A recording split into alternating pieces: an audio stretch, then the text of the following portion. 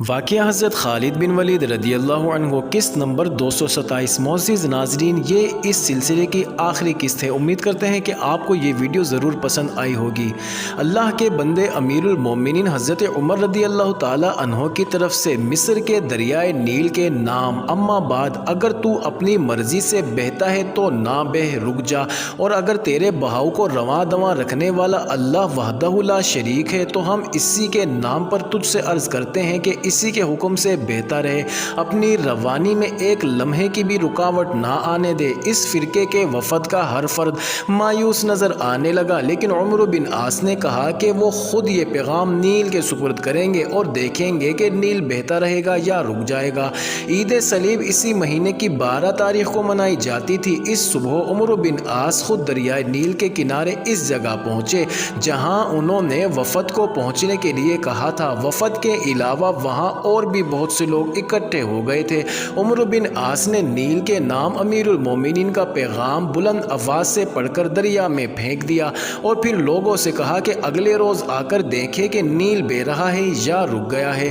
اگلے روز لوگوں کا ایک ہجوم دریا کے کنارے جا پہنچا، نیل بہہ رہا تھا۔ اس کے بعد کئی روز جا کر دیکھتے رہے، نیل بہہ رہا تھا اور پھر نیل بہتا رہا۔ یہاں ایک وضاحت ضروری معلوم ہوتی ہے۔ بعض تاریخ نویسوں نے اس روایات کو غلط رنگ میں پیش کیا ہے۔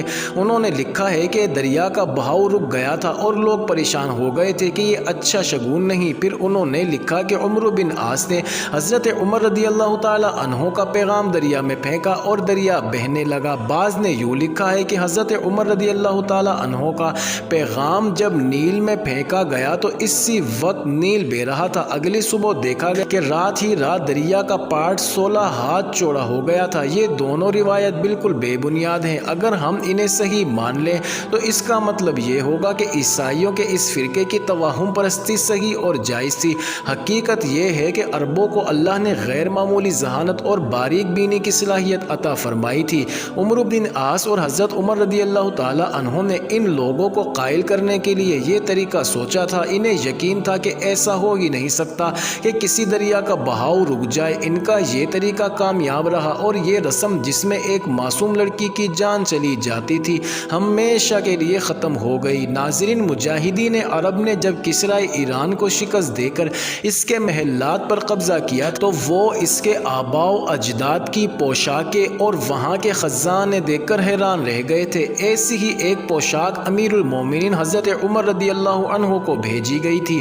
حضرت عمر رضی اللہ تعالی عنہ کی آنکھیں حیرت سے جیسے ٹھہر ہی گئی تھی۔ ان بے بہا خزانوں کے علاوہ وہاں اور کوئی خاص قابل ذکر چیز نہیں تھی، لیکن اسکندریہ شہر نے عرب کے فاتحین مجاہدین کو مبہوت اور انگشت بدندہ کر دیا تھا۔ یہ شہر عجائبات کا خزانہ تھا۔ اسے سکندر اعظم نے آباد کیا تھا۔ اسکندر اعظم کا مقبرہ جو فن تعمیر کا ایک اعلیٰ نمونہ تھا اسکندریہ میں ہی ہے۔ اس شہر میں عبادت گاہیں اور مختلف مذاہب کے پیغمبروں کے مقبرے ہیں جن میں بعض سنگ مرمر کے بنے ہوئے تھے۔ فرعونوں کی ملکہ مصر کلیوپاترا کی تعمیرات بھی اس وقت تک موجود تھی۔ اتنے وسیع و عریض شہر میں ایک سے بڑھ کر ایک خوبصورت مینار تھا۔ اگر ہم ان میں سے ہر ایک کو تفصیل سے بیان کرنے لگیں تو ایک الگ کتاب بن جائے، لیکن یہاں اتنا ہی کہیں گے کہ یہ حیران کن حد تک خوبصورت باغات اور تعمیرات کا شہر تھا۔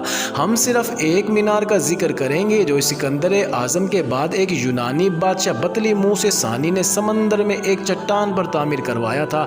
اس کے متعلق اتنا ہی کہہ دینا کافی ہونا چاہیے کہ اس کا شمار دنیا کے 7 عجائبات میں ہوتا رہا ہے۔ یہ سنگ مرمر سے زیادہ سفید پتھروں سے بنایا گیا تھا۔ دن کے وقت یہ پتھر چمکتے تھے، رات کو اس مینار میں آگ جلا دی جاتی تھی۔ اس مینار کا مقصد بحری جہازوں کی رہنمائی تھا۔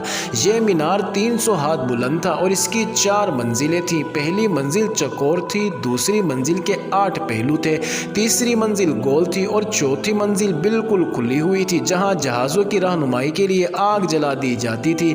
آگ والی جگہ ایک بہت بڑا آئینہ نصب تھا۔ کوئی بھی نہ جان سکا کہ یہ آئینہ کس دھات سے بنایا گیا تھا۔ ایک خیال یہ ہے کہ یہ شفاف پتھر سے بنا تھا۔ یہ آئینہ 7 ہاتھ لمبا اور اتنا ہی چوڑا تھا۔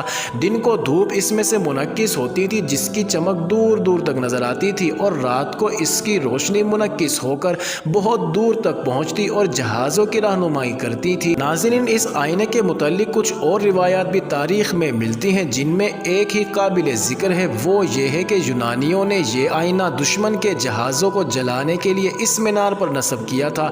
اس کا استعمال یہ تھا کہ دور سے دشمن کا بحری بیڑا نظر آتا تو اس آئینے کو اس زاویے پر کر دیا جاتا تھا کہ سورج کی کرنیں مرکوز ہو کر دشمن کے جہازوں کے بادبانوں پر پڑتی اور بادبانوں کو آگ لگ جاتی تھی۔ معلوم نہیں یہ روایت کہاں تک صحیح ہے، لیکن مستقہ بات یہی ہے کہ اس آئینے کی چمک سے جہازوں کی رہنمائی ہوتی تھی۔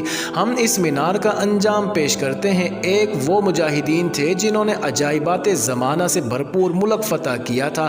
اس کے متعلق عمرو بن عاص نے امیر المومنین کو لکھا تھا کہ میں نے ایک ایسا شہر فتح کیا ہے جس کی تعریف نہیں کی جا سکتی، بس یہ کہہ سکتا ہوں کہ یہاں 4000 عمارتیں اور اتنے ہی حمام ہیں اور 400 شاہی رقص گاہیں ہیں۔ عمرو بن عاص نے اور ان کے بعد خلفائے راشدین کے زمانے میں مصر کے جتنے امیر مقرر ہوئے، ان عمارات، میناروں اور دیگر عجائبات کو بڑی صحیح حالت میں رکھا، لیکن چند سو برس بعد وہ خلفاء آ گئے جن کی دلچسپی خزانوں کے ساتھ تھی اور ان کے انداز بادشاہوں جیسے تھے۔ ان میں ایک خلیفہ ولید بن عبد الملک تھا۔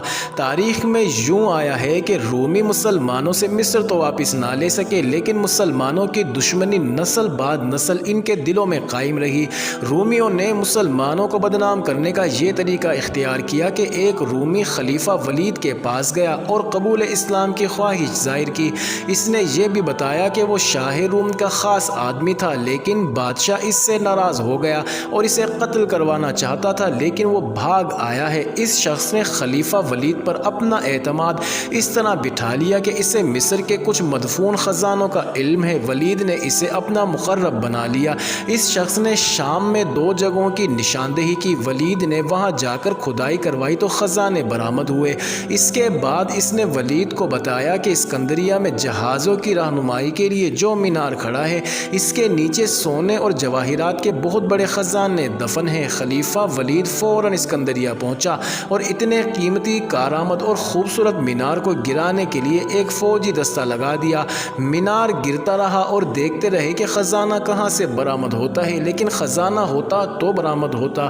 مینار مسمار کر دیا گیا اور نیچے سے سمندری چٹان برآمد ہوئی۔ اس رومی کو ڈھونڈنے لگے جس نے خزانے کا پتہ دیا تھا، لیکن وہ غائب ہو گیا تھا۔ مینار دوبارہ تعمیر کیا گیا، مگر عجیب بات یہ ہوئی کہ جب اس میں آئینہ نصب کیا گیا تو اس کی چمک ختم ہو چکی تھی اور اب یہ محض بیکار تھا۔ اب وہاں اس مینار کی بنیادوں کے کچھ آثار ملتے ہیں۔ مصر آج بھی اپنے دامن میں مختلف تہذیبوں کے آثار لیے ہوئے ہے، جن میں فرعونوں کے اہرام، ابو الہول کا مجسمہ اور کچھ دیگر تعمیرات قابل ذکر ہیں۔ لیکن افسوسناک امر یہ ہے کہ جن مجاہدین نے فرعونوں کا یہ ملک فتح کر کے سلطنت اسلامیہ میں شامل کیا، وہ ہے تو آج بھی عالم اسلام کا ایک ملک، لیکن اس ملک کے آج کے حکمرانوں نے امریکہ اور اسرائیل کی دوستی میں اللہ کے نام لیواؤں کی سرکوبی کے لیے فرعونیت رائج کر رکھی ہے۔ معزز ناظرین، رب کعبہ سے التجا ہے کہ ہم سب مسلمانوں کو یکجہتی، جہاد فی سبیل اللہ میں قربانی پیش کرنے کا جذبہ اور ناموس رسالت پر مر مٹنے کا شوق عطا فرمائے۔ معزز ناظرین، آپ سے امید کرتے ہیں کہ آپ نے ان تمام تر واقعات کو بہت دلچسپی سے سنا ہوگا۔ امید کرتے ہیں کہ آپ کو ہماری یہ تمام ویڈیوز پسند آئی ہوں گی، تو آپ ہمارے چینل کو ضرور سبسکرائب کیجئے گا۔ کتاب کا نام اور نیل بہتا رہا، مصنف عنایت اللہ التمش، ترتیب و تدوین سلطان خرم چشتی۔